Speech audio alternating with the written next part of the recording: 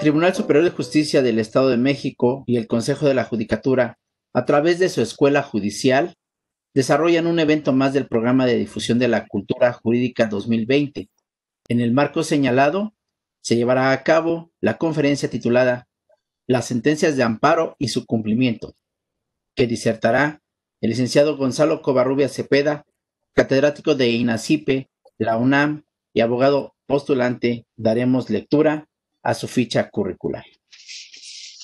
Mencionaremos que es licenciado en Derecho por la Facultad de Derecho de la Universidad Nacional Autónoma de México. Fue ganador del tercer lugar en el concurso de tesis a nivel licenciatura convocado por la Comisión Organizadora de los Festejos del Bicentenario de la Independencia y Centenario de la Revolución Mexicana de la Facultad de Derecho de la misma UNAM. Es catedrático en el Instituto Nacional de Ciencias Penales, la División de Educación Continua de la Facultad de Estudios Superiores Aragón de la UNAM, el Instituto Nacional de Desarrollo Jurídico AC, las Casas de Cultura Jurídica de la Suprema Corte de Justicia de la Nación, la Escuela Judicial del Estado de México en su coordinación regional Texcoco, así como en diversas entidades de la Administración Pública Federal y del Distrito Federal, así como en la Universidad La Salle. Ha impartido la asignatura de Responsabilidad Administrativa de los Servidores Públicos en el Instituto Nacional de Desarrollo Jurídico AC, así como la asignatura de Derecho Administrativo en la Dirección General de Puertos de la Secretaría de Comunicaciones y Transportes, organizado por el Bufete de Profesionales en Desarrollo Integral Sociedad Civil. Es miembro de la Asociación de Abogados Litigantes de México, de la cual fungió como vicepresidente académico hasta el año 2014. Desde el mes de septiembre de este año, es autor de obras que llevan por título Elementos de la responsabilidad oficial en México, la primera sentencia de amparo en México, un logro ante la adversidad y la omisión, supremacía constitucional y control de la convencionalidad, ejecución de las sentencias de amparo en México y la responsabilidad oficial, su regulación federal y su importancia en la República Mexicana, así como del Manual de Juicio Contencioso Administrativo y el Manual de Responsabilidades Administrativas de los Servidores Públicos. Es egresado de la Maestría en Derecho Procesal Constitucional en el Instituto Nacional de Desarrollo Jurídico AC. Es un gusto recibir en esta ocasión al licenciado Gonzalo Covarrubias Cepeda. Sea usted bienvenido, licenciado. Quede en uso de la palabra. Al contrario, gracias a la Escuela Judicial del Estado de México por honrarme con esta deferencia al considerarme dentro de estas disertaciones, que con todo gusto uno participa en ellas porque es una de las mejores escuelas judiciales del país. Sin más preámbulo, vamos a comenzar a hablar acerca de las sentencias de amparo y su cumplimiento. Cuando nosotros nos referimos a las sentencias de amparo, pues necesitamos primero asociar el tema de qué es lo que nosotros entendemos por sentencias. Vamos a hablar acerca de las sentencias de amparo. Entonces, para hablar de las sentencias de amparo, necesitamos primero asociar lo que se entiende por resoluciones judiciales. ¿Qué debemos entender por resoluciones judiciales? Si nosotros le echamos un vistazo al artículo 220 del Código Federal de Procedimientos Civiles que aplica supletoriamente a la ley de amparo, vamos a encontrar que las resoluciones judiciales pueden ser de tres tipos.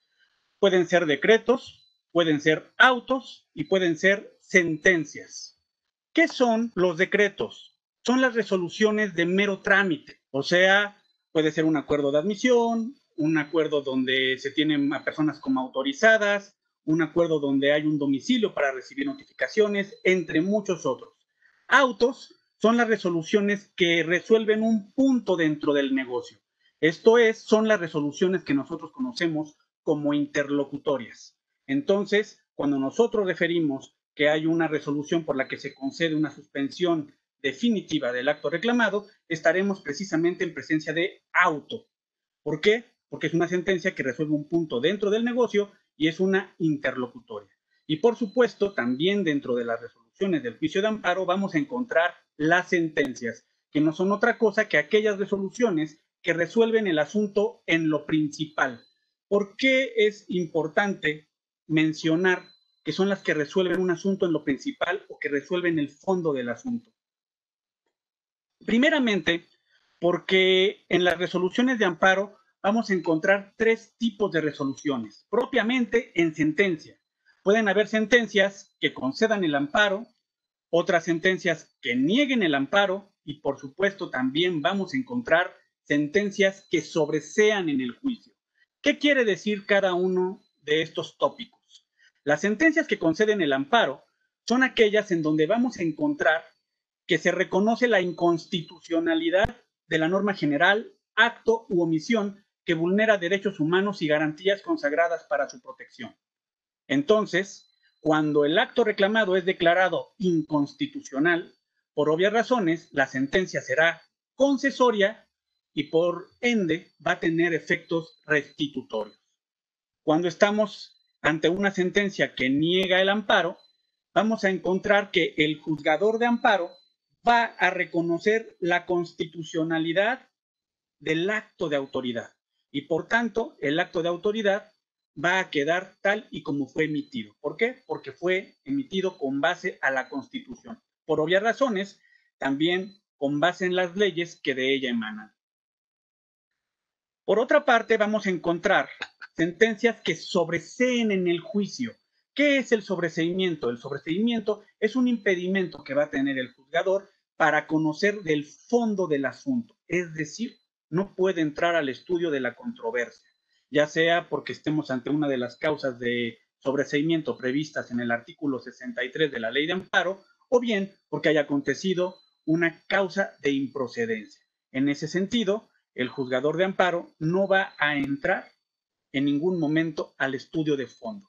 Simplemente va a declarar el sobreseimiento del amparo y, pues en su oportunidad, si hay en este caso un recurso o medio para podernos defender, lo haremos valer y tendremos ahí una carga de tener que demostrar por qué no debía sobreseerse en el juicio. Del mismo modo, cuando nosotros le damos un vistazo al artículo 107 constitucional, la sentencia de amparo tiene estrecha relación con dos principios que son rectores dentro del amparo. Primero, el principio de estricto derecho y el segundo, el principio de la relatividad de los efectos de las sentencias de amparo. El artículo 73 de la Ley de Amparo dispone que las sentencias de amparo solo se ocuparán de los individuos particulares o de las personas morales, privadas u oficiales que lo hubieran solicitado, limitándose a ampararlos y protegerlos si procediere en el caso especial sobre el que verse la demanda. ¿Qué quiere decir esto? Que solamente va a beneficiar a aquellas personas, o a perjudicar también, por supuesto, a aquellas personas que hayan promovido la demanda de amparo y solamente respecto a las cuestiones debatidas. Principio de estricto derecho. Solamente se va a ocupar la sentencia de las cuestiones debatidas. Sin embargo, este principio de estricto derecho ha sido duramente cuestionado por algunos doctrinarios porque obviamente se dice que la constitucionalidad de un acto de autoridad debe permitir que el tribunal entre en suplencia de la queja a analizar el acto de autoridad. Puede ser cuestionado, pero al final de cuentas consideremos que el amparo persigue un interés público más allá de un interés de un juicio meramente dispositivo. Por eso es que al día de hoy nosotros todavía, a pesar de que encontramos en el amparo la previsión del principio de estricto derecho, lo cierto es que pues ha sido duramente criticado. Este principio de estricto derecho todavía lo vamos a encontrar y vamos a encontrar también una serie de hipótesis excepcionales que en su conjunto se denominan suplencia de la deficiencia de la queja.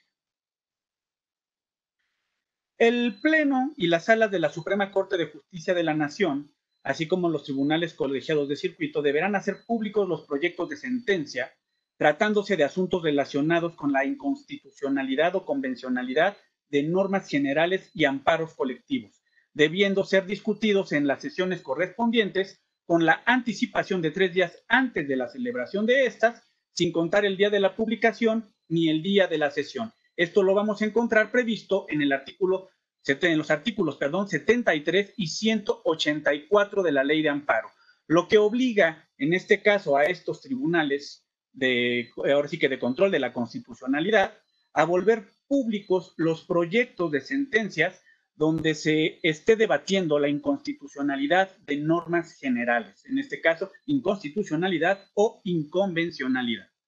Cuando estamos en presencia del amparo directo, los pronunciamientos sobre la inconstitucionalidad de normas generales se harán en la parte considerativa de la sentencia conforme a lo dispuesto por el artículo 73, párrafo cuarto de la Ley de Amparo.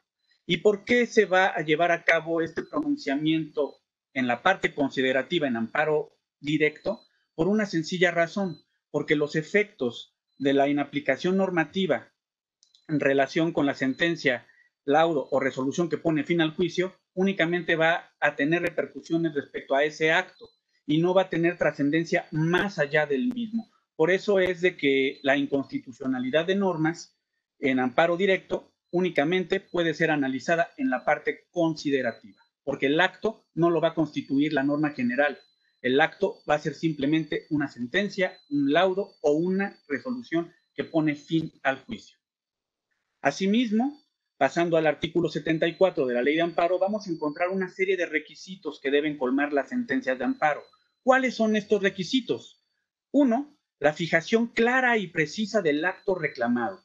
Obviamente, cuando el juzgador analice en su sentencia si existe o no el acto reclamado, debe tener, obviamente, el estado de arte de todo lo que es el acto. ¿Qué es el acto reclamado y su fijación? También vamos a encontrar que dentro de la sentencia se debe dar un análisis sistemático de todos los conceptos de violación o, en su caso, de todos los agravios, porque también recordemos que las sentencias pueden dictarse en un recurso, pero esto del análisis sistemático en ocasiones se puede llevar a cabo y en otras ocasiones no tanto, especialmente por la naturaleza de las violaciones que nosotros, como postulantes, a veces reclamamos. Cuando la violación entraña una reposición de procedimiento o a lo mejor la renovación del proceso mismo, obviamente si nosotros hacemos valer algunos conceptos de violación de fondo que no pueden ser analizados sin antes haber sido superadas las violaciones procesales, evidentemente el juez de distrito o en su caso el tribunal unitario o el tribunal colegiado no podrán entrar al estudio de los demás conceptos hasta que se supere esa circunstancia que impide esa situación. Por ejemplo, les puedo dar así someramente un ejemplo nada más por clarificar el tema. Hay sentencias que se pueden dictar de manera colegiada y otras sentencias que se pueden dictar de manera unitaria, ya cuando estamos hablando de recursos ordinarios. ¿Qué pasa si se dicta de manera unitaria cuando la sentencia era colegiada? En este sentido, la sentencia que se dicta en el amparo va a tener como uno de sus efectos que se emita de nueva cuenta la sentencia, pero esta vez bajo un análisis de naturaleza colegiada. Entonces, no se puede entrar, por obvias razones, al estudio de un concepto de violación que parte del fondo del asunto cuando uno de los presupuestos para el análisis de la sentencia de fondo es precisamente que haya sido emitida de manera colegiada. Por eso, este requisito del análisis sistemático de todos los conceptos de violación o en su caso de los agravios, si bien constituye un ideal para cualquier juzgador que conoce del amparo, también lo cierto es que no en todos los casos se llegan a dar estos supuestos y por obvias razones, en ocasiones no se puede. Siguiente requisito, la valoración de las pruebas admitidas y desahogadas en el juicio. Esta valoración obviamente vamos a encontrarla dentro de la sentencia con base en las constancias de los autos. ¿Qué pruebas se pueden tener por admitidas y desahogadas en el juicio? Bueno, vamos a encontrar que hay un artículo que es el artículo 75 de la Ley de Amparo que establece que las pruebas han de ser obviamente relacionadas con la acreditación del acto tal y como aparece probado ante la autoridad responsable. Por eso, no se admiten más pruebas en el juicio de amparo que aquellas que fueron valoradas en su oportunidad para la emisión del acto reclamado, como lo veremos más adelante. Por lo tanto, solamente se van a admitir pruebas nuevas dentro del juicio de amparo cuando el quejoso no haya tenido oportunidad de defenderse dentro del procedimiento primigenio, salvo las particularidades de los procedimientos que se han venido señalando dentro de la jurisprudencia. También quiero hacer señalamiento de esta salvedad porque no en todos los casos puedo ofrecer pruebas tal cual dentro del juicio de amparo. Otro requisito que vamos a encontrar dentro de la sentencia de amparo son las consideraciones y fundamentos legales en que se apoye la sentencia para conceder, negar o sobreseer en el juicio, que no es otra cosa más que todos los razonamientos lógico-jurídicos de los cuales partirá el juzgador para poder determinar si el acto es inconstitucional, constitucional o bien no hay posibilidad de entrar al estudio del fondo. Otro requisito que también no es menos importante, y yo diría que es uno de los más importantes también dentro de la sentencia de amparo, son los efectos o medidas en que se traduce la concesión del amparo y, en caso de los amparos directos, el pronunciamiento respecto de todas las violaciones procesales que se hicieron valer y aquellas que, cuando proceda, el órgano jurisdiccional advierta en suplencia de la queja, además de los términos precisos en que deba pronunciarse la nueva resolución. Como verán, este requisito entraña los lineamientos generales para el cumplimiento de la sentencia de amparo y, sobre todo, el pronunciamiento sobre cuáles fueron las violaciones que se actualizaron dentro del juicio. Otro requisito, los puntos resolutivos en congruencia con la parte considerativa. Esto es sumamente importante porque en ese punto resolutivo es donde se hace el pronunciamiento de si la justicia de la Unión ampara, no ampara, o bien sobresee en el juicio de amparo. Y se exige, en términos obviamente del artículo 17 constitucional, que haya una congruencia con la parte considerativa de la sentencia. Asimismo, también dentro de la ley de amparo se establece una posibilidad de que el órgano jurisdiccional pueda aclarar de oficio la sentencia ejecutoria para corregir posibles errores que suelen a veces ocurrir, pero sin alterar las consideraciones esenciales de la sentencia. Ahora bien, vamos a hablar un poquito acerca del principio de limitación de pruebas, por eso les decía, vamos a hablar un poquito más adelante. En las sentencias que se dicten en los juicios de amparo, el acto reclamado se apreciará tal y como aparezca probado ante la responsable, por lo que no se admitirán más pruebas que las desahogadas ante la autoridad. Como se los venía diciendo anteriormente, esto se encuentra previsto en el artículo 75 de la Ley de Amparo y obedece también a un principio de equilibrio. Yo no puedo pretender hacer que el amparo sea una nueva instancia cuando el acto proviene de un procedimiento propiamente civil, puede ser laboral, mercantil, administrativo, en fin, no importa la naturaleza, pero si yo participé dentro del procedimiento que le da origen al acto que yo estoy reclamando, obviamente yo nada más voy a poder ofrecer pruebas que hayan sido valoradas y desahogadas ante la autoridad responsable sin poder ofrecer más. ¿Por qué? Porque estaba en la posibilidad de defensa. Y recordemos que dentro de las formalidades esenciales del procedimiento está el derecho a ofrecer pruebas. Continuamos. La excepción al principio de limitación de pruebas. En el amparo indirecto se podrán ofrecer pruebas cuando no hubiere tenido la oportunidad de hacerlo el quejoso ante la autoridad responsable. Esto viene establecido en el artículo 75, párrafo segundo de la Ley de Amparo.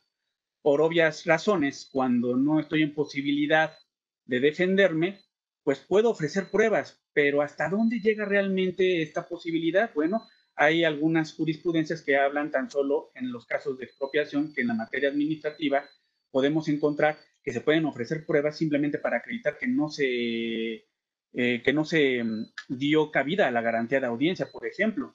En el caso tan solo de los terceros extraños a procedimiento en materia civil, en materia mercantil, en materia laboral, puedo ofrecer pruebas para demostrar que no fui legalmente emplazado.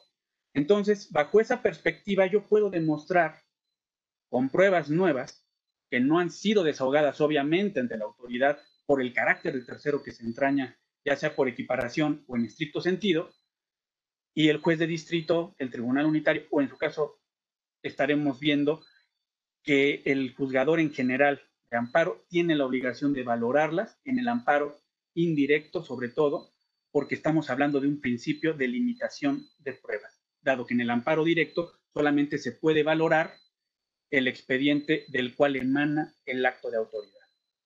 Vamos a continuar. El tribunal de amparo, dentro de sus obligaciones, va a tener la obligación de recabar oficiosamente las pruebas que estime necesarias para la resolución del asunto.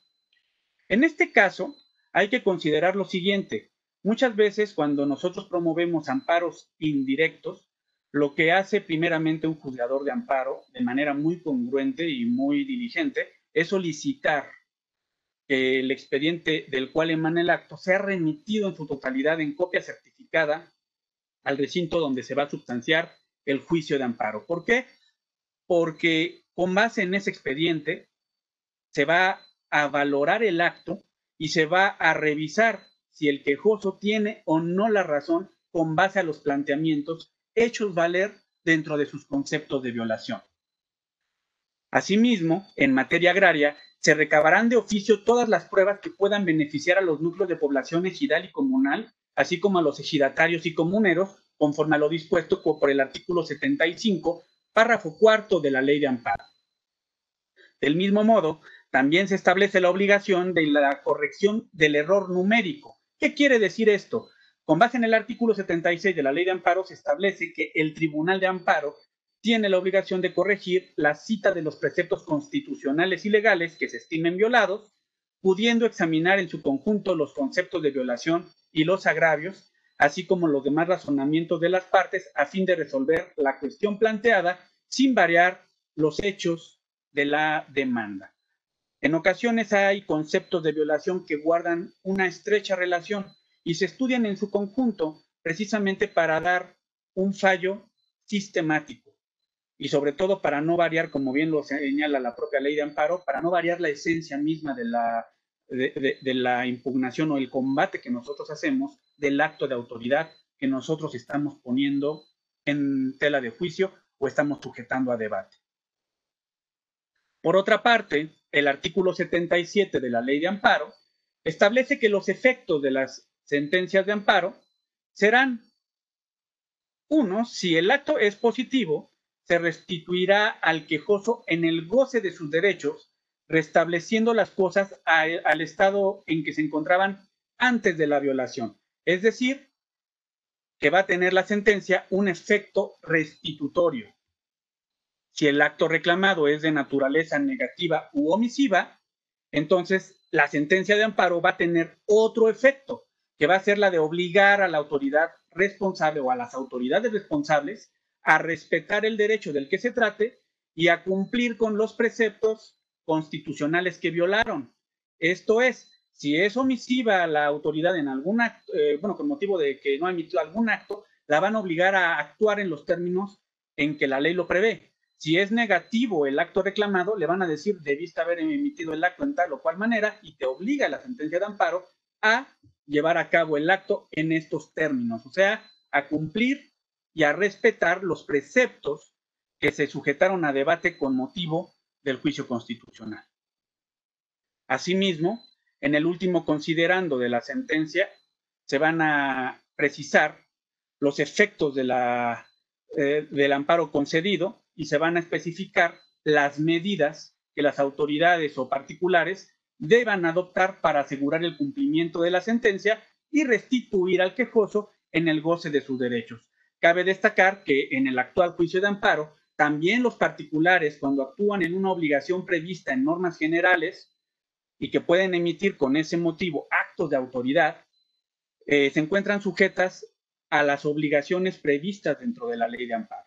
Por eso es de que ahora en el artículo 77 de la Ley de Amparo no tan solo se hace la referencia a las autoridades, sino también a los particulares que ejercen funciones de carácter público en términos de las normas de carácter general. Cuando los actos sean de naturaleza penal, como la orden de aprehensión o el auto de vinculación a proceso, la sentencia que concede el amparo tendrá efectos inmediatos, salvo que se conceda por vicios formales el amparo y protección, sin perjuicio de que se revoque con la resolución del recurso de revisión. Esto también se encuentra previsto en el artículo 77 de la Ley de Amparo. Y esto claramente se establece que tiene que tener efectos inmediatos. Cuando la sentencia tenga como efecto poner en libertad al quejoso, esta se decretará bajo la necesarias para garantizar que el quejoso comparezca al proceso penal y no evada la acción de la justicia con base en el artículo 77, penúltimo párrafo de la Ley de Amparo. Por lo tanto, si hay alguna libertad decretada por medio del amparo, por la declaratoria de inconstitucionalidad de un acto, el tribunal responsable debe poner en libertad al quejoso, pero bajo medidas de aseguramiento que obviamente deben estar precisadas para garantizar la comparecencia del quejoso dentro del proceso penal. Por regla general, todas las sentencias de amparo surtirán efectos cuando se declare ejecutoriada o bien causa ejecutoria por ministerio de ley, también encontrando esto previsto dentro del artículo 77 de la Ley de Amparo en su penúltimo párrafo. Entonces, por regla general, salvo la materia penal, como ya lo vimos, hasta que no causa estado la sentencia, se va a ejecutar. Cuando el acto reclamado sea una norma general, va a existir y deberá existir un pronunciamiento sobre la inconstitucionalidad de la misma.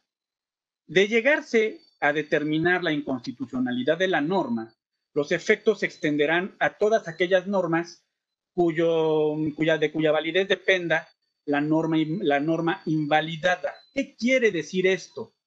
Si el acto reclamado en el amparo indirecto estamos considerando lo que lo es la norma general se destruye.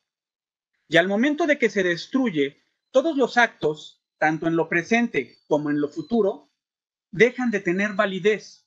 Si en algún momento alguna autoridad vuelve a aplicar la norma en contra del quejoso, esta norma y su aplicación van a constituir una repetición del acto reclamado, porque recordemos que en el amparo indirecto, el amparo contra normas generales conlleva a que la norma misma, un acto de autoridad, conjuntamente con el acto de aplicación, si es que lo hay, y por lo tanto, al destruirse la norma, esa norma ya no puede surtir efectos en contra del quejoso.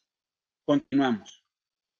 El Tribunal de Amparo especificará las medidas adicionales a la inaplicación que deberán adoptarse para restituir al quejoso en el goce de sus derechos.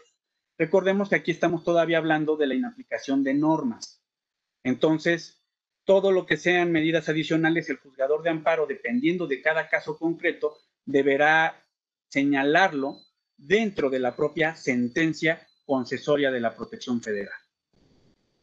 El otro principio con el cual tiene estrecha vinculación la sentencia, que es el de estricto derecho, implica que la sentencia de amparo solo se ocupará del análisis del acto en términos que hayan sido planteados en la demanda o bien en los agravios a través de los recursos. Porque también recordemos, como lo dijimos hace unos momentos, que nosotros podemos hacer planteamientos de la constitucionalidad o inconstitucionalidad del acto en el recurso para acreditar que el acto debe declararse insubsistente.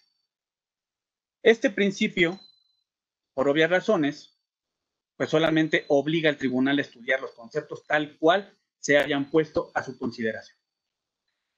Ahora bien, dentro de la sentencia vamos a encontrar un aspecto esencial en la parte considerativa, la calificación de los conceptos de violación. Y me voy a permitir señalar estas calificativas de conceptos de violación o estas calificaciones de conceptos de violación, porque muchas veces encontramos que la sentencia dice: se declaran fundados los conceptos de violación o infundados o inoperantes o inatendibles o inoperantes por insuficientes y así sucesivamente, y muchas veces no sabemos los alcances con base en las tesis y los números de registro que en algún momento se nos hacen del conocimiento. Entonces, vamos a revisarlo para efectos de evitar alguna confusión cuando nosotros tengamos una sentencia, y encontremos este tipo de conceptos, porque también conociendo los alcances es como podemos, en su caso, si fuera el supuesto, promover los recursos si fuera necesario. Fundados. De acuerdo a la tesis con registro 255.075, son los razonamientos expuestos en la demanda que expresan claramente los motivos de inconstitucionalidad o legalidad de esa resolución. ahí vamos a encontrar que el acto es inconstitucional o es ilegal, porque recordemos que no obstante que el amparo es un medio de control de la constitucionalidad, por extensión protectora, se extiende, valga la expresión, al tema de la aplicación de los artículos 14 y 16, así como al tema de la convencionalidad con base en el artículo 103 de la propia Constitución Política de los Estados Unidos Mexicanos. Un concepto de violación se va a considerar infundado cuando los argumentos que se hayan invocado, cuyo alcance no demuestre que los fundamentos del acto reclamado son violatorios de los derechos humanos y las garantías que se consagraron para su protección. O sea, si yo no demuestro que el acto es inconstitucional, ilegal o inconvencional, el concepto de violación puede ser calificado como infundado. Esto con base en la tesis con número de registro 231.142. Los conceptos de violación también pueden ser calificados como insuficientes. Y aquí se establece dentro de la propia jurisprudencia que son aquellos argumentos que expresan con claridad la causa de pedir, señalándose cuál es la lesión o agravio que el quejoso estima le causa la resolución impugnada y los motivos que originan tal agravio. Y se establece como una modalidad de un concepto de violación fundado. Esto con base en la tesis de jurisprudencia 687 de los tribunales colegiados de circuito con registro 394.643. O sea, expresando la causa de pedir, señalando por qué me agravia el acto de autoridad o la norma general o la omisión, el concepto va a ser calificado posiblemente como suficiente por lo fundado que también entraña. Pueden también ser clasificados estos conceptos como insuficientes. Y aquí vamos a encontrar que la tesis 216.549 señala que los conceptos son insuficientes cuando se formulan conceptos de violación respecto de una parte de la sentencia reclamada, pero se dejan intocadas, o sea, sin controvertir, las demás consideraciones del fallo. Entonces es innecesario estudiar los conceptos de violación que se hicieron valer, porque aun cuando se estimaran fundados, resultan insuficientes para conceder la protección solicitada. A veces nosotros cuando impugnamos un acto, lo impugnamos de una forma insuficiente, o sea, tenemos que tener una metodología al momento de establecer un concepto de violación. En ocasiones nosotros debemos clasificar elementos esenciales y no esenciales de los actos de autoridad que nosotros estamos combatiendo a través del amparo. Si nosotros nada más atacamos por momentos algunos requisitos que no trascienden al resultado de fondo, pero que tampoco nos benefician si se concediera la protección, pueden decirnos que la protección, pues, no se puede conceder porque son insuficientes los conceptos como para dejar que el acto se declare insubsistente. Eso puede ser un ejemplo. También se nos puede decir que el concepto puede ser inoperante por insuficiente, porque aún y cuando tuviéramos la razón, es insuficiente para cambiar el sentido del acto mismo. Pero bueno, vamos primero a dejar clara esta parte. Insuficiente implica de que no hicimos valer algunas cuestiones esenciales y por ello no se nos puede conceder la protección. Insisto, esto proviene de una interpretación que se encuentra dentro de la tesis con número de registro 216.549. Otra calificación de los conceptos de violación pueden ser operantes. Son aquellos donde se deduce de la causa de pedir de la demanda de amparo la relación de causalidad de forma flagrante, la violación a derechos humanos y garantías.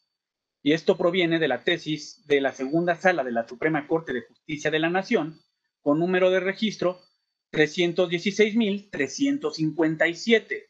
O sea, se deduce la causa de pedir y la causalidad con la violación a los derechos humanos y a las garantías consagradas para su protección, adoptando la terminología de la Ley de Amparo y del texto constitucional, y con ello, pues obviamente, el concepto de violación traerá como consecuencia que se conceda la protección federal solicitada.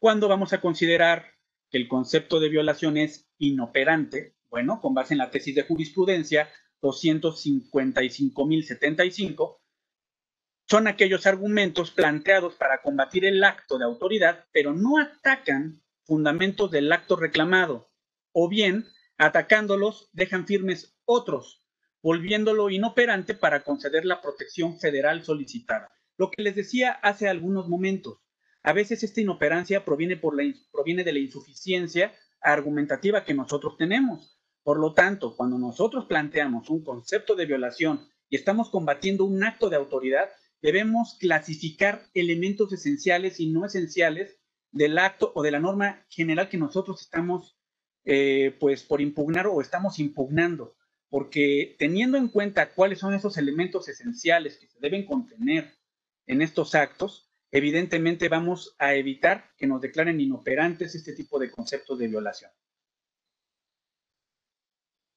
Otra calificación, inoperantes por insuficientes.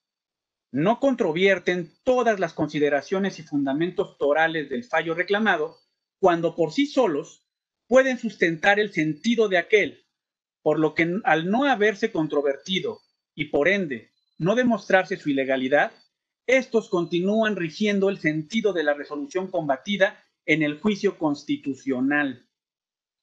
En pocas palabras, lo que les vengo diciendo desde hace algunos minutos, cuando nosotros hacemos argumentos o los vertimos dentro de nuestros conceptos de violación o dentro de nuestros agravios, pero no lo hacemos de manera completa o integral, va a haber una declaratoria de inoperancia por insuficiencia tras haberse dejado firmes o intocados algunos otros aspectos, y por lo tanto va a seguir rigiendo el sentido de la resolución o el acto combatidos. ¿Y esto dónde lo encontramos clasificado? En la tesis de jurisprudencia con número de registro 178.786, que proviene de los tribunales colegiados de circuito. Otra calificación de conceptos de violación, atendibles. ¿Y cuándo vamos a considerar que los argumentos son atendibles? Bueno, vamos a darle lectura rápidamente a esta parte transcrita de la tesis, de la tesis de registro 231.134, que está interpretada a contrario sensu. Dice, son aquellos argumentos jurídicos por virtud de los cuales se expresa la relación razonada expuesta por el quejoso para establecer la violación de los actos de las autoridades responsables respecto de los derechos fundamentales estimados violados, demostrándose jurídicamente la contravención de dichos actos. Por lo tanto, un concepto atendible será un concepto fundado. Va a ser inatendible el concepto con base en la tesis 231.134 cuando los argumentos jurídicos por virtud de los cuales no se expresa la relación razonada o razonadamente expuesta para establecer la violación, no demuestra, por obvias razones, esa contravención entre la norma constitucional, la norma convencional y la ley con el acto de autoridad. Y por lo tanto, esos conceptos serán inatendibles por esa sola razón. Y es necesario que lo tengamos también muy en cuenta.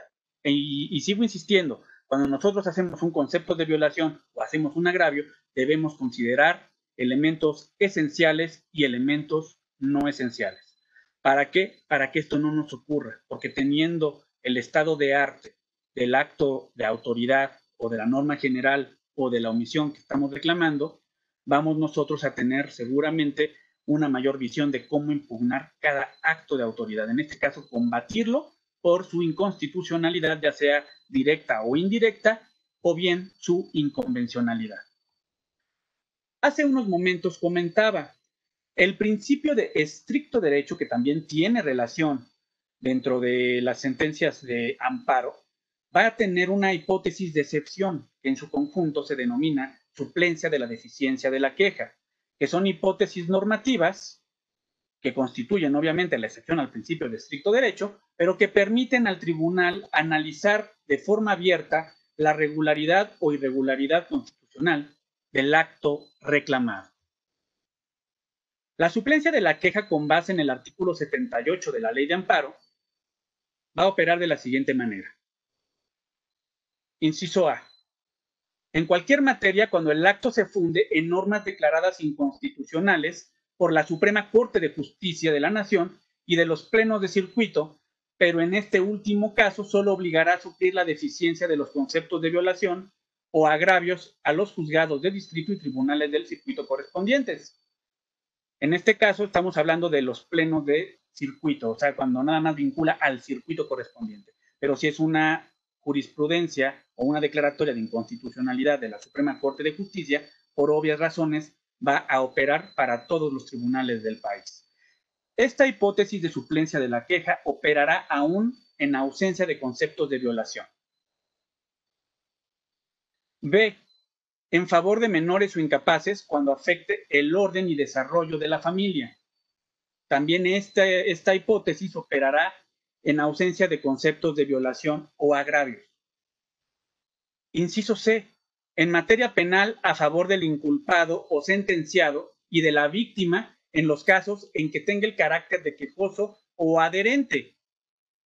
Y también va a operar aún en ausencia de conceptos de violación. En materia penal cabe destacar que con la ley de amparo anterior, nada más se le daba este beneficio de suplencia de la queja al inculpado o sentenciado.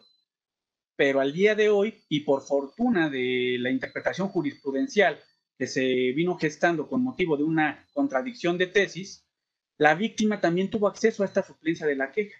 Y por ello es que ahora en la ley de amparo se adopta esta suplencia que opera aún en ausencia de conceptos de violación a favor de la víctima o el ofendido. Otra hipótesis de suplencia de la queja. En materia agraria, a favor de los núcleos de población ejidal o comunal y a favor de los ejidatarios y comuneros en los términos de la ley, que también va a operar en ausencia aún en ausencia de conceptos de violación o agravios. En materia laboral, también va a operar a favor del trabajador con independencia de que la relación empleador-empleado se rija por leyes laborales o administrativas. Vamos a encontrar algunas relaciones laborales que se van a regir por leyes administrativas, como las del servicio profesional de carrera. En este caso, como bien lo señala la propia ley de amparo, operará aún en ausencia de conceptos de violación esta hipótesis de suplencia de la queja. En otras materias, cuando se advierta que existe una situación contra el quejoso o particular recurrente, evidente que lo haya dejado sin defensa por afectar los derechos previstos en el artículo 1 de la ley de amparo. Cuando hay una afectación que deja sin defensa al promovente del amparo, al quejoso en este caso, lo vamos a ver cuando sea muy flagrante la violación. El ejemplo más claro lo podemos encontrar cuando existen algunas facultades que tienen autoridades administrativas o autoridades de índole fiscalizador, en donde ya prescribieron sus facultades sancionatorias y simplemente comienzan o inician un procedimiento en contra de algún servidor público o en contra de algún particular, no obstante que las facultades ya se encontraban previstas en cuanto a su pretensión sancionatoria. Aquí, por ejemplo, encontramos pues casos donde se le deja al particular o se le deja en este caso al quejoso en un estado de indefensión de manera evidente y que afecta obviamente sus defensas. Continuamos. En cualquier materia a favor de quienes por sus condiciones de pobreza o marginación se encuentran en clara desventaja social para su defensa en el juicio. Aquí es un aspecto hasta cierto punto subjetivo porque necesitamos obviamente considerar cómo es que se va a establecer que existen condiciones de pobreza o marginación y la clara desventaja social. Entonces, yo considero que aquí es al prudente arbitrio del juzgador donde se van a tener que aplicar estos criterios para que aún en ausencia de conceptos de violación o agravios, se supla la deficiencia de la queja. Ahora bien, cuando las violaciones sean formales o procedimentales, la suplencia de la queja solo procederá cuando existan vicios de fondo. Por lo tanto, tenemos aquí que considerar que si las violaciones se dan en la sentencia con motivo de alguna obligación adjetiva que tenía el juzgador o bien dentro del proceso, pero no existen vicios de fondo que puedan favorecer al quejoso, entonces la suplencia de la queja no puede proceder. ¿Por qué? Porque la propia ley de amparo señala que cuando las violaciones sean formales o procedimentales, la suplencia de la queja solo procederá cuando existan vicios de fondo. Esto nos conduce a tener que establecer lo siguiente: ¿cuáles son las violaciones de fondo? ¿Cuáles son las violaciones de forma? ¿Y cuáles son las violaciones al procedimiento que pueden ser analizadas en las sentencias? Y para eso vamos a echar mano de lo que encontramos en la jurisprudencia lato sensu, en este caso una tesis, del Poder Judicial de la Federación.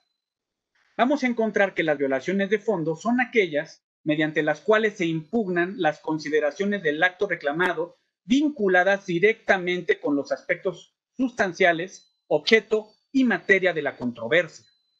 Vamos a estar frente a violaciones formales cuando éstas entrañen infracciones legales de índole adjetiva cometidas en todos los casos al momento de pronunciarse la resolución definitiva, laudo o resolución respectiva, tras transgresiones que no atañen en forma directa a cuestiones sustanciales o de fondo, ni tampoco a los presupuestos procesales o infracciones cometidas durante el desarrollo del procedimiento relativo.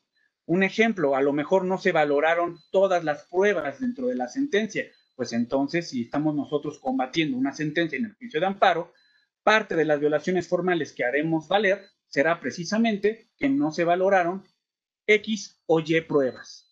¿Por qué? Porque es una violación que se da o se actualiza al momento del dictado de la resolución.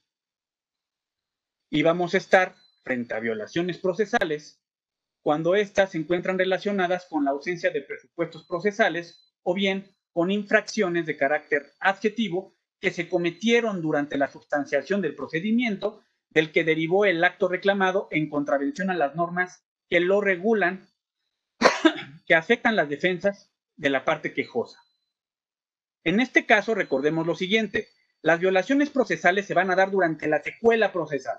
Para que yo pueda alegar una violación procesal por regla general dentro de un juicio de amparo, debo haber recurrido la violación procesal en los términos de la legislación aplicable. Si no la recurrí, prácticamente la estoy consintiendo por regla general.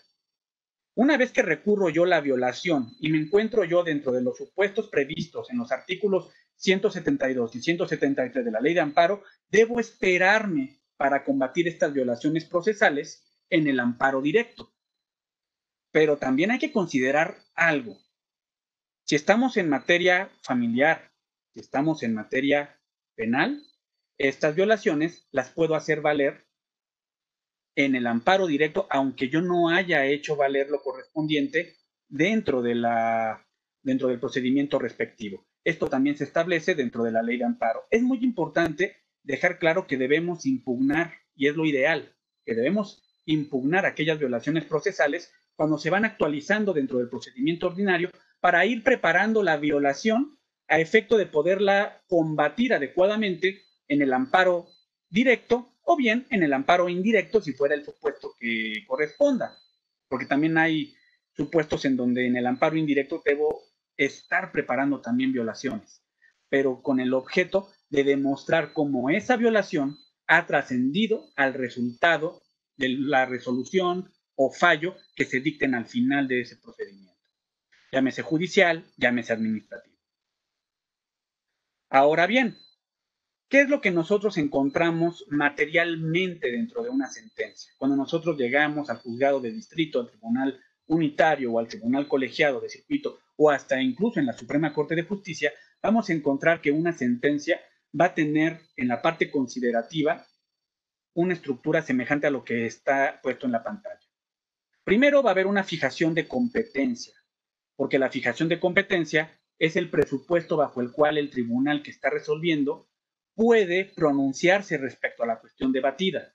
Vamos a encontrar también los actos reclamados por el quejoso. Va a haber una fijación de esos actos. Se va a determinar, obviamente, en términos de la propia Ley de Amparo, si hay certeza de la existencia de los actos reclamados por el quejoso. Porque partiendo de la certeza de los actos reclamados, entonces ya hay una fijación de la litis. También dentro de la sentencia, en términos del de los artículos 61 y 62 de la Ley de Amparo, vamos a encontrar que el tribunal que conozca del amparo, llámese juez de distrito, tribunal unitario o tribunal colegiado, deben revisar si existen o no actualizadas causales de improcedencia por ser de orden público. Y una vez superada esa etapa, o sea, de que no haya habido ninguna causal de improcedencia, se va a analizar cada uno de los conceptos de violación de manera sistemática de acuerdo a lo que se establece en la Ley de Amparo, que ya asentamos hace unos momentos, o lo dejamos dicho, mejor comentado, que en ocasiones no se puede estudiar de manera sistemática o en su conjunto todos los conceptos de violación, pero por regla general debemos asumir que sí lo deben hacer todos los tribunales que conozcan del amparo. Una vez que ya referimos el tópico de las sentencias de amparo, pasamos a otro punto que es muy importante. Yo diría, muchas veces el problema no es tanto tener una sentencia de amparo, que yo sé que obviamente entraña su complejidad, entraña el saber cómo pedir la protección federal, pero también cuando nosotros vamos a buscar que se cumpla la sentencia de amparo, cuando se le requiere por el juzgador a las autoridades, tenemos que estar muy atentos de los términos en que se cumple y por lo tanto el cumplimiento también es muy importante. Lo mismo que también identificar si existe una inejecución de la sentencia de amparo. Por lo tanto, vamos a ver ahorita el cumplimiento e inejecución de las sentencias de amparo. Para esto vamos a establecer dos conceptos o dos premisas. ¿Qué es el cumplimiento y qué es la ejecución? Cumplimiento es el actuar voluntario de la autoridad para acatar la ejecutoria del juicio de amparo. Y la ejecución es la actividad judicial por la que se logra de forma forzosa el cumplimiento de la ejecutoria dictada en el juicio. Estos son dos conceptos que en algún momento asenté dentro de mi libro de la ejecución de las sentencias de amparo en México. Son dos conceptos que los vamos a encontrar presentes cuando ya estamos en la etapa del cumplimiento de la sentencia de amparo. Y vamos también a encontrarnos con que el artículo 192 de la Ley de Amparo refiere que las sentencias de amparo deben ser puntualmente cumplidas. Y el artículo 196 de la Ley de Amparo establece a su vez que las sentencias de amparo se entienden cumplidas cuando no existan excesos ni defectos. Se va a considerar incumplimiento el retraso por medio de directivas o procedimientos ilegales de la autoridad responsable o de cualquiera otra que intervenga en el trámite relativo. O sea, que la autoridad se resista de alguna forma o se resista haciendo uso de argucias para evitar el cumplimiento de la sentencia.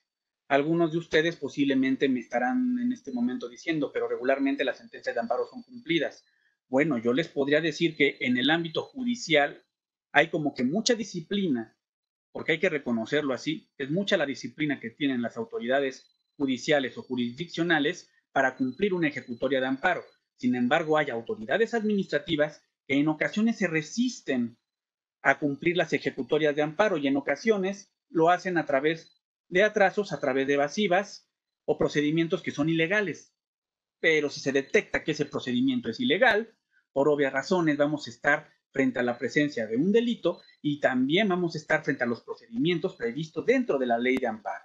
Por eso hay que ser muy cautelosos si somos autoridades administrativas y por obvias razones también debemos buscar que el cumplimiento de la sentencia de amparo se dé sin excesos ni defectos. También se establece, dentro del artículo 193, párrafo tercero de la Ley de Amparo, que si se justifica que la ejecutoria está en vías de cumplimiento o se justifica el retraso, se podrá ampliar el plazo y subsistirán los apercibimientos. ¿Cuáles apercibimientos? Bueno, recordemos que la Ley de Amparo tiene un capítulo de infracciones a la Ley de Amparo. Y esas infracciones a la Ley de Amparo pueden consistir en multas que van de los 100 a los 1000 días de sanción equivalentes a la que se cuentan, a través de la unidad de medida y actualización, una vez que se desindexó el salario mínimo hace algunos años. Y pues eso constituye un apercibimiento de ley dentro del artículo 193 de la Ley de Amparo. Sobre todo porque la sentencia debe ser puntualmente cumplida. Y una forma de obligar a las autoridades a cumplirla es apercibiendo el cumplimiento. En caso de que no se cumpla, valga la expresión, será la autoridad responsable acreedora a una multa y, en su caso, al procedimiento respectivo por el incumplimiento del ejecutorio. Continuamos. El cumplimiento extemporáneo de la ejecutoria de amparo, si es injustificado, no exime de responsabilidad a la autoridad responsable ni a su superior jerárquico, pero se tomará en consideración como atenuante al imponer una sanción penal por el juez de distrito de procesos penales federales que conozca del proceso. Entiéndase hoy, Tribunal de Enjuiciamiento. Esto se establece dentro del artículo 195 de la Ley de Amparo.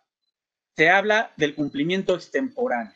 Y el cumplimiento extemporáneo no es una causa de relevo de responsabilidad, sino todo lo contrario.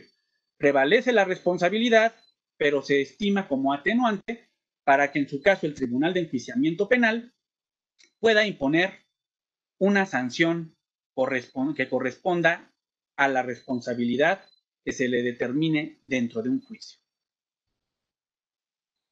Cuando existan dudas sobre cómo cumplir con una ejecutoria, se debe promover o se debe inclusive iniciar de oficio por el Tribunal de Amparo lo que se denomina el incidente para precisar, definir o concretar la forma y términos de cumplimiento de la ejecutoria. Muy importante, porque aunque no lo crean, muchas veces las sentencias de amparo se declaran incumplidas, se turnan los autos a un tribunal colegiado, el tribunal colegiado realiza la revisión de lo que hizo el tribunal acuo y después, no obstante que lo revisa y dice hay un incumplimiento, al llegar los autos con el proyecto de separación del cargo a la Suprema Corte de Justicia, puede llegarse al extremo de que la Suprema Corte refiera que no está debidamente realizado ese procedimiento y que se debió haber abierto el incidente para precisar, definir o concretar la forma y términos del cumplimiento de la ejecutoria de amparo. Y esto se establece también dentro de la propia ley. Y alguna vez me tocó ver cómo una persona, servidora pública, tuvo una experiencia como la que les digo. Detuvieron por incumplida la ejecutoria y hasta la Suprema Corte le dijeron que debieron haber abierto este incidente. Entonces hagan de cuenta que esa servidora pública volvió a vivir. Entonces, no esperemos a que pasen ese tipo de circunstancias cuando hay dudas sobre cómo cumplir la ejecutoria. Preferible promover este incidente para precisar, definir o concretar los términos de la forma y términos del cumplimiento de la ejecutoria de amparo que esperarnos a que la Suprema Corte de Justicia o alguna instancia superior al ACUO nos esté determinando que se debió haber abierto este incidente o que está mal el procedimiento. Es preferible cumplir y es preferible promover incidentes. La condicionante para cumplir con una ejecutoria de amparo es que la misma haya causado ejecutoria, esto es, que haya causado firmeza en términos del artículo 192 de la Ley de Amparo. Cuando causa ejecutoria la sentencia de amparo o se recibe el testimonio de la dictada en revisión, el tribunal que conozca del amparo lo notificará sin demora a las partes. Artículo 192 de la Ley de Amparo. ¿Cómo se va a notificar? Algunos dicen que debe ser notificación personal, otros sostenemos que la Ley de Amparo nada más refiere a la palabra notificar. O sea, puede recibirse el testimonio del tribunal colegiado y simplemente notificarse por lista a las partes, además de que no es una resolución que deba notificarse de manera personal. No obstante, también hay que recordar que si el juzgador de amparo estima conveniente notificar a las partes de manera personal, lo hará y lo dispondrá a través de los proveídos. Continuamos. La notificación que se haga a la autoridad, en la notificación que se haga a la autoridad también deberá notificarse al superior jerárquico para que cumpla con la ejecutoria con un apercibimiento de multa y posterior remisión al tribunal colegiado de circuito del expediente si se trata de un amparo indirecto o bien a la Suprema Corte de Justicia de la Nación si se trata de amparo directo. Esto viene establecido en el artículo 192 de la Ley de Amparo, que también debemos tener muy en cuenta que hay un acuerdo general pleno de la Suprema Corte de Justicia de la Nación, que es el 5/2013, donde se establece qué facultades originarias de la Suprema Corte de Justicia de la Nación se delegan o se distribuyen a los tribunales colegiados de circuito para el mejor despacho de los asuntos. Quiero que lo tengan en cuenta porque en ocasiones vamos a encontrar que todavía el expediente se remite a otro tribunal colegiado. El superior jerárquico, que es el que tiene que ser notificado conjuntamente con la autoridad responsable, es aquella autoridad que de conformidad con la legislación ejerce respecto de la responsable poder o mando y la puede obligar a cumplir o dejar de actuar en la forma exigida en la sentencia de amparo, con base en el artículo 194 de la ley. Entonces, si se ejerce un poder o mando y la puede obligar a cumplir, el superior jerárquico también es corresponsable de aquel incumplimiento que pudiera darse eventualmente de una ejecutoria de amparo si es que no justifica que hizo todos los actos para obligar a cumplir o actuar o dejar de actuar en los términos exigidos en la ejecutoria de amparo. Y esta notificación al superior jerárquico o a los superiores jerárquicos, según sea el caso, también es muy importante dentro del juicio de amparo. El superior jerárquico incurre en las mismas responsabilidades de la autoridad responsable. Esto viene en el artículo 192, párrafo tercero de la Ley de Amparo.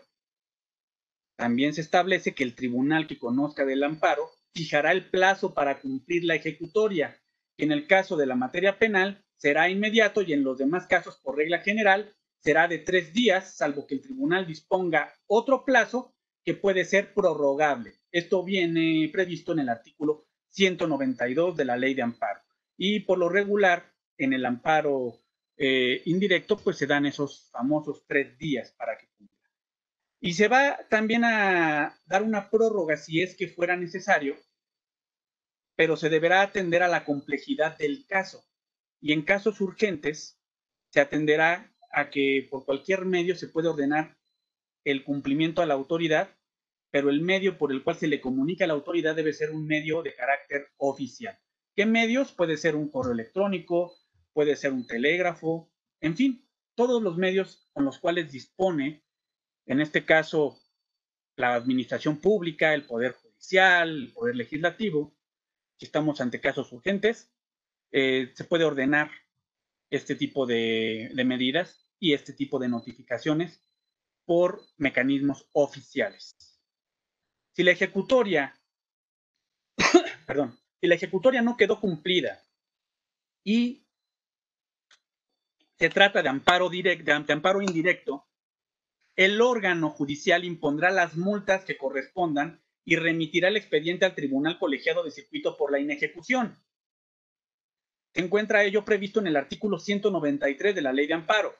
Muchas veces nosotros no encontramos que se cumpla tal cual este artículo 193 en la práctica. ¿Por qué? Porque a pesar de que ya se le requirió a la autoridad y la autoridad no cumplió la ejecutoria y se declaró como no cumplida la ejecutoria, muchas veces el juzgado o el tribunal unitario, dependiendo del caso, lo que hacen simplemente es volver a requerir a la responsable e imponer las multas. En muchos de los casos es lo que hacen. Y ya perciben nuevamente en cuanto a la remisión del expediente al tribunal colegiado. En muchos de los casos así acontece. Imaginémonos por un momento que este precepto se cumpliera al pie de la letra. Yo en algún momento a algunos alumnos de varias instituciones les comentaba, si este artículo se aplicara literalmente, muchas autoridades ya no estarían en sus cargos. Por lo regular es al segundo o al tercer apercibimiento cuando se remite el expediente al colegiado para que se analice si hubo o no inejecución de la sentencia. La remisión de los autos al tribunal colegiado de circuito y la imposición de multas se notificará a las autoridades responsables y al superior jerárquico. Por lo tanto, las autoridades responsables, cuando ya tienen noticia de que los autos se remitieron al tribunal colegiado, saben que se inició el procedimiento por la inejecución de la sentencia de amparo. Obviamente, también esto va a entrañar la imposición de multas por la infracción a la ley de amparo y también la notificación a las partes, incluyendo al superior jerárquico. ¿Pero por qué al superior jerárquico? Porque el superior jerárquico es corresponsable dentro de los juicios de amparo para el cumplimiento de las ejecutorias. También hay que considerar que con base en las interpretaciones que se han dado en el Poder Judicial de la Federación, las autoridades judiciales no tienen un superior jerárquico a quien se le pueda requerir para que cumplan, sino que es todo lo contrario. Como son autoridades independientes, la autoridad judicial es responsable plenamente del cumplimiento o incumplimiento de la ejecutoria de amparo. No obstante, cuando haya una remisión de los autos al Tribunal Colegiado de Circuito, la autoridad judicial que conozca del amparo indirecto seguirá procurando el cumplimiento de la ejecutoria con el expedientillo que se forme para tal efecto en términos del artículo 193, quinto párrafo de la Ley de Amparo. Muy importante, el cumplimiento no debe detenerse por el hecho de que se haya remitido el expediente al tribunal colegiado. No debe detenerse, al contrario, el tribunal que conoció del amparo debe seguir procurando el cumplimiento de la ejecutoria. ¿Por qué? Porque si hay un cumplimiento extemporáneo, ello, como lo dijimos hace unos momentos, va a ser atenuante de la sanción penal que en su oportunidad un tribunal de enjuiciamiento impondrá. Las responsabilidades de las autoridades responsables y de sus superiores jerárquicos subsistirán aunque dejen de ocupar el cargo. Muy importante, recordemos que se trata de una responsabilidad constitucional. Recordemos que este tipo de actos se consuman de manera secuencial. Entonces, si la autoridad, o quien encarnaba, mejor dicho, a la autoridad, deja el cargo, pero no le dio cumplimiento a la ejecutoria cuando estaba en la situación de hacerlo, ello no lo releva de responsabilidad, sino todo lo contrario. Cometió una omisión, no cumplió la ejecutoria, por lo tanto, será responsable en los términos del artículo 193 de la Ley de Amparo. Algo también muy cuestionado. El presidente de la República no podrá ser considerado autoridad responsable o superior jerárquico para efectos de amparo. Esto es muy importante. Primero, porque el presidente de la República no actúa por sí dentro del juicio de amparo. Recordemos que hay un acuerdo presidencial por el cual se establece cómo va a darse la representación del presidente de la República dentro del juicio de amparo a través de la Consejería Jurídica del Ejecutivo Federal o bien de las secretarías de Estado que correspondan. Por lo tanto, el presidente de la República, en términos del artículo 192, penúltimo párrafo de la Ley de Amparo, no podrá ser considerado como autoridad responsable o superior jerárquico para efectos del amparo, en este caso para el cumplimiento de las sentencias de amparo en términos de este artículo 192. Algunos también han llegado a asociar esta especie de inmunidad para el presidente de la República con lo previsto en el artículo 108 constitucional. Pero insisto, al final de cuentas hay un acuerdo presidencial donde el presidente es representado por autoridades del orden federal de gobierno. En este caso, las secretarías de Estado y la Consejería Jurídica del Ejecutivo Federal. Vamos a continuar. Una vez que los autos sean radicados en el tribunal colegiado, este revisará el trámite del AQ, o lo que les decía hace unos momentos, y si reitera que hay incumplimiento, remitirá los autos a la Suprema Corte de Justicia de la Nación con proyecto de separación del cargo del titular y, en su caso, del superior jerárquico. Esto lo vamos a encontrar previsto en el artículo 193, penúltimo párrafo de la Ley de Amparo. Por lo tanto, no obstante que el tribunal que conoció del amparo remita los autos al tribunal colegiado o, en su caso, llegaran los autos a la Suprema Corte de Justicia de la Nación, de acuerdo a la literalidad de la Ley de Amparo, tomando también en consideración, obviamente, el acuerdo pleno de 5/2013, todavía se tiene que revisar si el procedimiento fue el adecuado.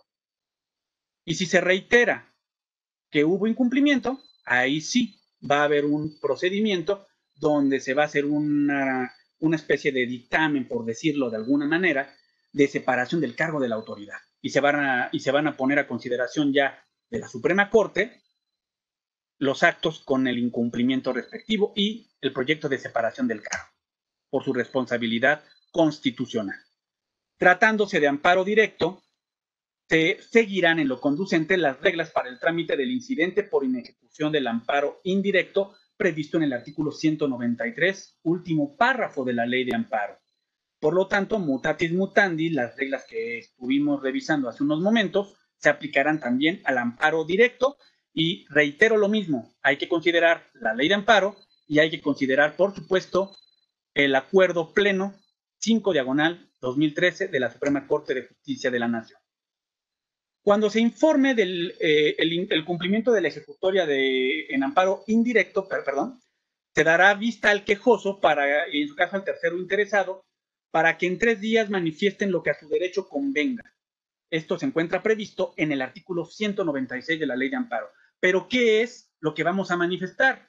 Vamos a manifestar si hubo cumplimiento o hubo incumplimiento. Por lo tanto, debemos tomar en cuenta lo previsto en el artículo 196, que la ejecutoria se entenderá legalmente cumplida cuando no tenga ni excesos ni defectos.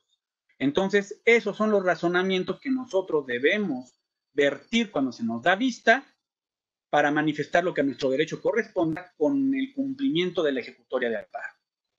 Cuando se informe el cumplimiento de la ejecutoria de amparo directo, se dará vista al quejoso y en su caso al tercero interesado para que en 10 días manifiesten lo que a su derecho convenga, en donde se debe alegar todo defecto o exceso en el cumplimiento.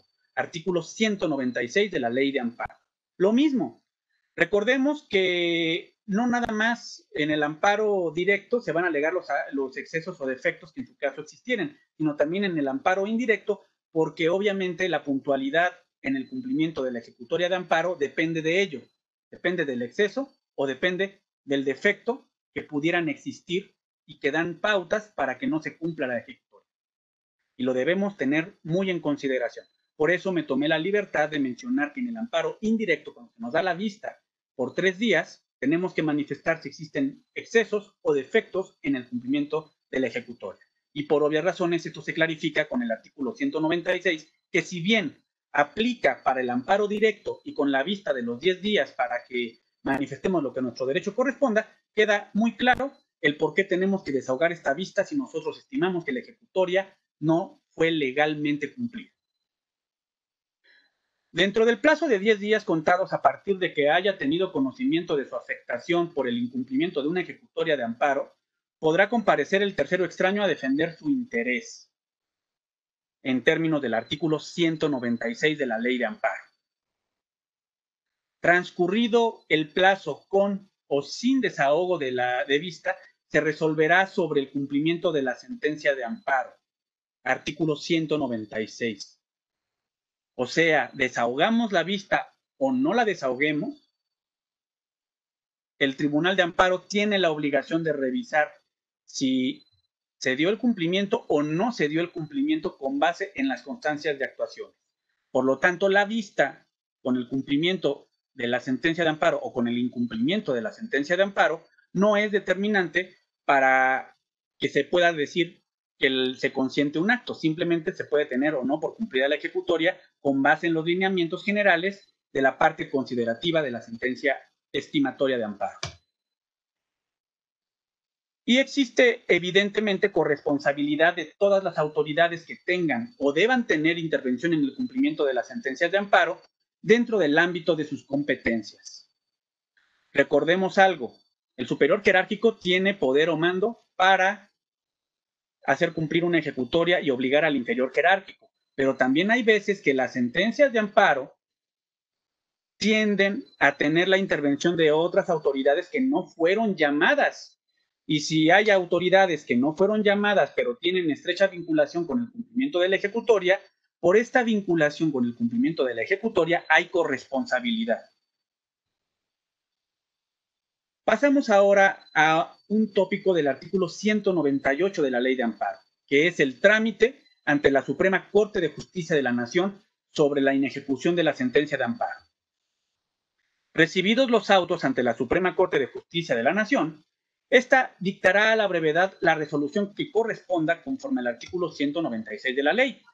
Si fuera el caso y se torna necesario precisar, definir o concretar la forma o términos para el cumplimiento de una sentencia de amparo, la Suprema Corte devolverá los autos al órgano judicial de amparo para el desahogo del incidente respectivo, con base en el artículo 198 de la Ley de Amparo. Lo que les decía hace unos momentos, no obstante que la Suprema Corte de Justicia ya recibe los autos y ya fueron los autos revisados por un tribunal colegiado, todavía la Corte puede devolver los autos al Tribunal de Amparo de origen porque faltó la substanciación de este incidente para precisar, definir o concretar los términos en que se ha de cumplir una ejecutoria de amparo. Y eso ha llegado a pasar, como les he dicho hace algunos momentos, y pues no es determinante el hecho de que lleguen los autos a la Corte. Para el caso de que el retraso en el cumplimiento de la ejecutoria de amparo se considere por la Suprema Corte de Justicia de la Nación como justificado, esta dará un plazo razonable a la autoridad para que cumpla y dicho plazo podrá ampliarse a solicitud fundada de la autoridad. O sea, si la Corte estima fundado este atraso, se va a otorgar un plazo y podrá este plazo ser ampliado siempre y cuando haya una petición fundada por la autoridad. ¿Fundada en qué? Posiblemente en la legislación que rige el acto, en las autoridades que van a intervenir, en las temporalidades de respuesta o en la capacidad de respuesta de dichas autoridades con base en el desempeño que tienen y, por obvias razones, todo debe ir debidamente justificado, fundado y, por obvias razones, motivado.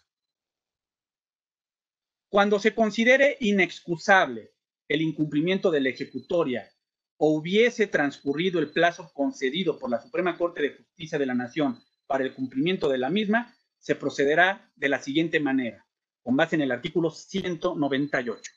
Se considerará el proyecto del tribunal colegiado respecto de la separación del titular de la autoridad responsable y de su superior jerárquico en su caso.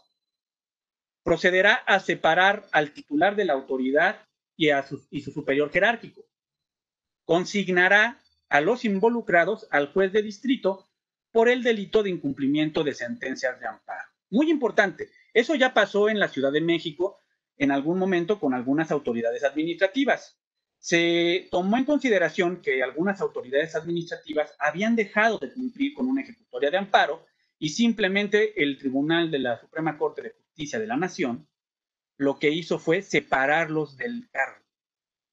Y al separarlos del cargo, consigna el expediente, o consigna, mejor dicho, a los involucrados, al tribunal que corresponda. ¿Quién va a ser el tribunal que corresponda? Al juez de control.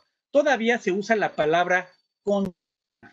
Ya han habido casos del Estado de México, muy sonados, por cierto, inclusive que a través de los medios de comunicación se dieron a conocer cuando habían autoridades municipales involucradas en un proceso derivado del incumplimiento de la ejecutoria de amparo. Se usa la palabra consignar, pero el juez de control lo que hace es propiamente darle el seguimiento como si fuera un proceso penal, como cualquier otro. Se van a tomar como base los datos de prueba que se consideren dentro del expediente respectivo, en este caso de la carpeta, y se va a formar también, en su caso, la carpeta judicial correspondiente. O la penal correspondiente, dependiendo cómo se encuentren clasificadas estas carpetas dentro de cada uno de los tribunales. Se consignará ante el juez de distrito a aquellas personas que, habiendo ocupado el cargo de la autoridad responsable, ya no lo sea, pero haya incumplido la sentencia de amparo. Esto quiere decir que aunque hayan dejado el cargo las autoridades, en este caso las personas que encarnaban a esas autoridades, serán responsables. Separados los servidores públicos y consignados ante la autoridad judicial, la Suprema Corte va a devolver el expediente al órgano judicial de amparo para el reinicio del trámite de cumplimiento con los nuevos titulares. Por lo tanto, se reinicia todo el trámite. Dentro del cumplimiento de sentencias de amparo podemos encontrarnos con figuras muy sui generis que se encuentran obviamente previstas en la ley de amparo, como la repetición del acto reclamado, que se encuentra prevista en el artículo 199 de la ley de amparo. Y es una figura a través de la cual la autoridad responsable emite un nuevo acto de autoridad, pero que contiene el mismo motivo determinante y el mismo sentido de afectación. Teniendo estas dos cualidades, hay una repetición del acto reclamado. Y de llegar a considerarse que hubo una repetición del acto reclamado, el interesado debe denunciar esta repetición dentro de un plazo de 15 días y se le va a correr traslado a la autoridad responsable y a esta autoridad se le va a pedir un informe que deberá rendir dentro de 3 días en términos del artículo 199 de la ley. Transcurrido el plazo para que la autoridad rinda su informe, la autoridad de amparo va a contar con 3 días para dictar la resolución, para verificar si hubo o no, o más bien determinar si hubo o no una repetición del acto reclamado. Los efectos de la resolución de un procedimiento por la denuncia de repetición del acto reclamado van a ser los siguientes. Si existe repetición del acto reclamado, ordenará la remisión al Tribunal Colegiado de Circuito o a la Suprema Corte de Justicia de la Nación y seguirá el trámite relativo a la inejecución de sentencia. Y el otro efecto, si la autoridad dejó sin efectos el acto repetitivo, ello se tomará en consideración como un atenuante de la sanción penal. Es decir, la repetición del acto reclamado también puede estimarse como una inejecución de la sentencia y también, por obvias razones, sancionable en términos del artículo 107 constitucional en su fracción 16. Recibidos los autos, la Suprema Corte de Justicia determinará si existe o no repetición del acto reclamado, con base en el artículo 200. En caso de que haya repetición del acto reclamado, tomará en cuenta el proyecto del Tribunal Colegiado de Circuito y procederá a separar al servidor público y a consignarlo ante el juez de distrito conforme al artículo 200 de la Ley de Amparo. Por lo tanto, insisto, esto es una especie de repetición del acto reclamado. De incumplimiento de sentencias. Si no hubiese repetición del acto reclamado o habiéndola, la autoridad no haya actuado dolosamente y dejó sin efectos el acto repetitivo antes de la resolución, la Suprema Corte hará la declaratoria correspondiente y devolverá los autos al órgano judicial que los remitió, con base al artículo 200 de la Ley de Amparo. Entonces estamos hablando que aquí se tiene que acreditar que no se actuó con dolo para que simplemente no haya una sanción. Aquí vamos a encontrar dentro del cumplimiento de la ejecutoria de amparo una serie de recursos, o más bien un recurso, que no es una serie de recursos, es un recurso que procede, que es el de inconformidad, que se encuentra previsto en el artículo 201 y que gira alrededor del cumplimiento de las sentencias de amparo. ¿Cuándo procede el recurso de inconformidad en términos del artículo 201 de la ley? Cuando tengan por cumplida una ejecutoria de amparo. Si se tiene por cumplida la ejecutoria de amparo, procede la inconformidad. Segunda hipótesis, se declare la imposibilidad material o jurídica para cumplir con la misma u ordene el archivo definitivo del asunto. Si estamos ante ese supuesto, también podemos promover la inconformidad cuando estamos nosotros seguros de que pueden existir algunas circunstancias que sí hacen viable el cumplimiento de la ejecutoria. Se declare sin materia o fundada la denuncia de repetición del acto reclamado. O sea que si el juez de distrito determina, o el Tribunal de Amparo determinan que hay una repetición del acto reclamado o que la declaran sin materia o fundada a esta repetición, por obvias razones procederá el recurso de inconformidad. Otra hipótesis, se declare fundada o improcedente la denuncia por el incumplimiento de la Declaratoria General de Inconstitucionalidad. Aquí quiero hacer un pequeño paréntesis muy breve. La Declaratoria General de Inconstitucionalidad es una resolución de competencia directa del Pleno de la Suprema Corte de Justicia de la Nación, por la cual se desincorpora del sistema jurídico nacional una norma general por su inconstitucionalidad. ¿Qué normas son las materias de las cuales se ocupa esta denuncia por el incumplimiento de la Declaratoria General de Inconstitucionalidad? Aquellas sentencias que tengan que ver con la Declaratoria General de Inconstitucionalidad prevista en la Ley de Amparo, así como aquellas resoluciones o aquellas sentencias que se dicten en términos de la ley reglamentaria del artículo 105 constitucional en materia de acciones de inconstitucionalidad. Este tipo de declaratorias de inconstitucionalidad, que son de distinta naturaleza, porque una procede en materia de amparo o procede con motivo del amparo o de los juicios de amparo, y la otra procede como un medio de control de la constitucionalidad de carácter abstracto, son la materia de la cual se va a ocupar la denuncia por violación a la Declaratoria General de Inconstitucionalidad. Si se declara infundada esta declaratoria o se declara improcedente esta denuncia por el incumplimiento de la declaratoria, obviamente podemos promover el recurso de inconformidad. Ahora también tenemos que considerar lo siguiente. En términos del punto segundo del acuerdo general, fracción 4 del acuerdo general número 5/2013 de 13 de mayo de 2013 del Tribunal Pleno de la Suprema Corte de Justicia de la Nación relativo a la determinación de los asuntos que el Pleno conservará para su resolución y el envío de su competencia originaria a las salas y a los tribunales colegiados de circuito, la Suprema Corte conservará la competencia para conocer de los recursos de inconformidad. Muy importante también esto, y pues con esto damos por concluida la ponencia sobre las sentencias y el cumplimiento de estas dentro del juicio de amparo. Sé que es un tema bastante extenso, sé que es un tema bastante técnico, por eso nos apoyamos con este material que tienen ustedes a la vista, sobre todo para que no quede lugar a dudas, y pues estamos agradecidos con la Escuela Judicial del Estado de México por esta oportunidad que le ha brindado a este servidor para poder disertar sobre este tema. Muchas gracias. Judicial mexiquense y su escuela judicial, orgulloso fruto soy de su simiente y del conclave y